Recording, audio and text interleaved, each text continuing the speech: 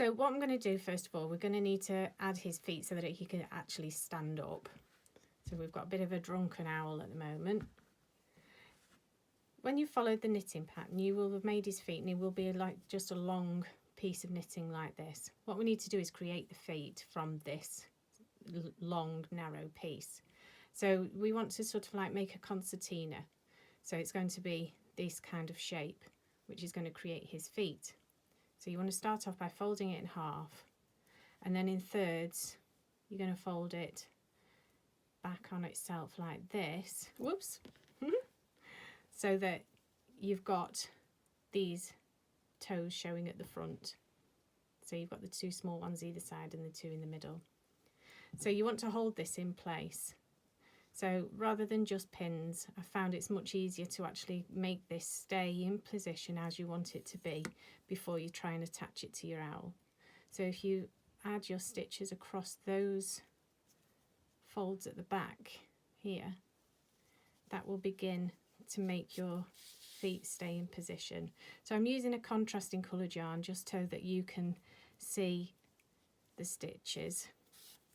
So you can use some of the spare yarn from your kit to do this. Now it's going to splay out if we only do those stitches there, so we're going to need to pop some further in along the toes as well. So you need to carefully get that stitch all the way through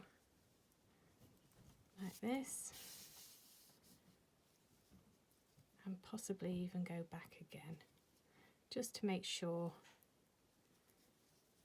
that your feet are going to stay in the shape that you want them to be.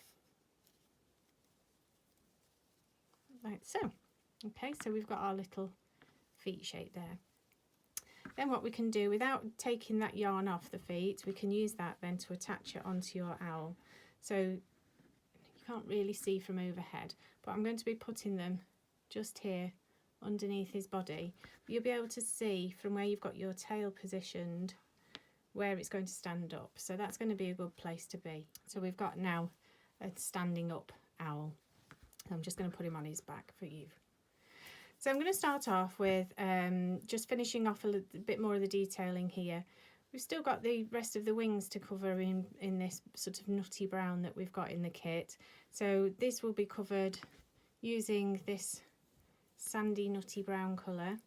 And it's just very simple. You spread out your fibres, lay them into position, and then using your felting needle, go around the edges of where you want it to go first. It's a bit like drawing an outline, doing a picture really, before you do the colouring in, like this. And then you can needle felt the rest of it in, and that is just like, I always think of it like colouring in with fibres.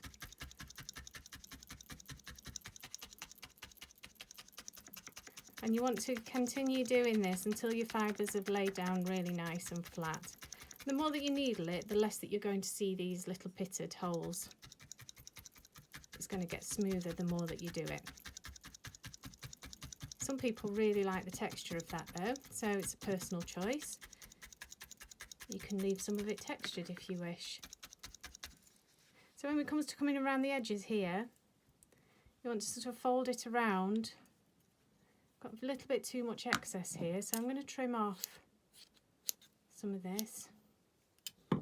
And then using my rice sock, so this is just an old cotton sock, clean one, with rice in it, to create a base. Some people may have felting brushes or foam blocks that they wish to use. Everything is great as a surface if you've got it, but if you don't have felting equipment, then something just to hand that you can create so that you can get on with your project straight away is popping some rice, dry rice, uncooked, into a sock. And it's cheap and it's easily accessible for everybody. So these small projects, it's a great alternative. So I've just been folding over those extra bits, so we've got a nice neat edge around that wing. I'll turn him over and you can see that that has finished off that wing shape.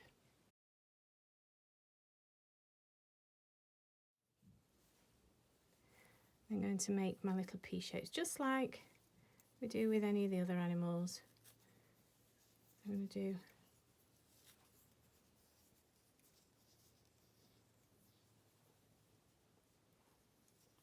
a nice smooth small pea size shape, so it's like a little ball. Pop that into position in the middle of where we've put those wispy brown parts.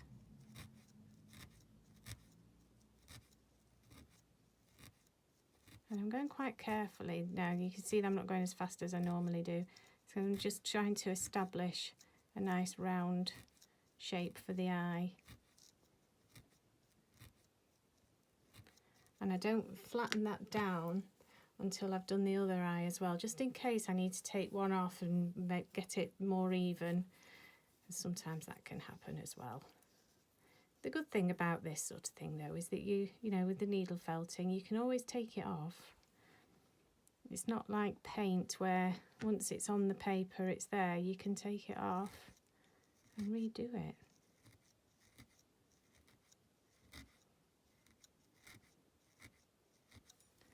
So it's starting to look a bit spooky owly.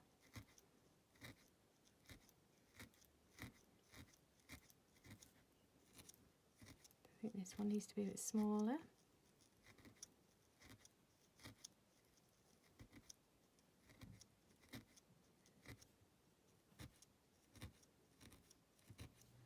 Yeah, quite happy with that. So now I can make that a bit flatter.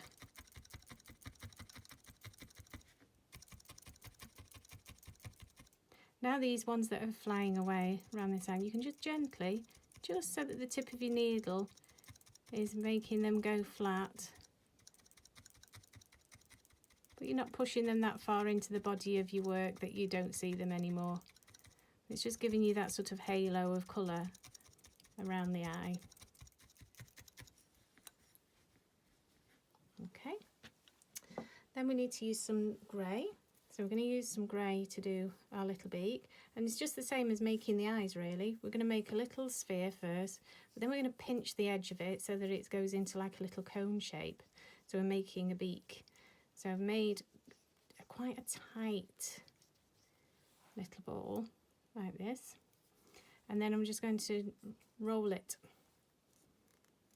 so that it goes a bit longer than a sphere. You can just about see that. And then this is going to make our beak here. I'll just carefully get that into position.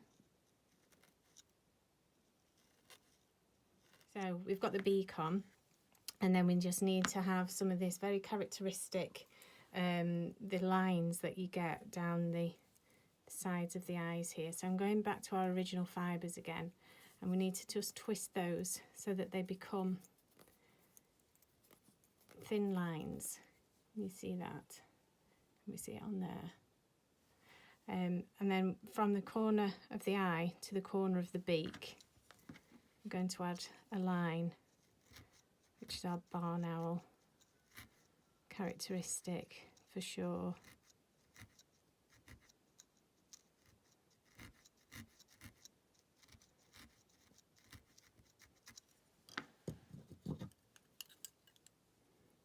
Snip it there. And here.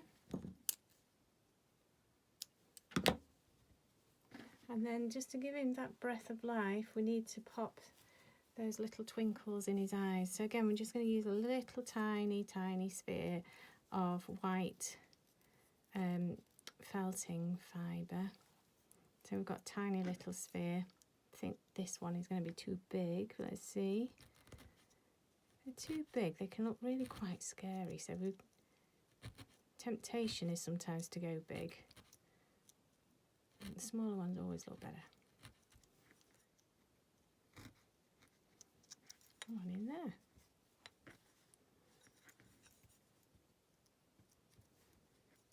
So we've got his cute little face going on there as well. The other thing, original one that I made, there is grey detailing around here on the wings, on the tail at the back, and then you can see one of the spots there. The spots are done exactly the same way, so that we have just little spheres of your felting fibre, tiny little balls. Usually do an uneven number, a bit like doing flower arranging, and then just pop them into place, needle those in, and it will bring all that detail and all that stuff to life to make your owl the cutest little owl ever.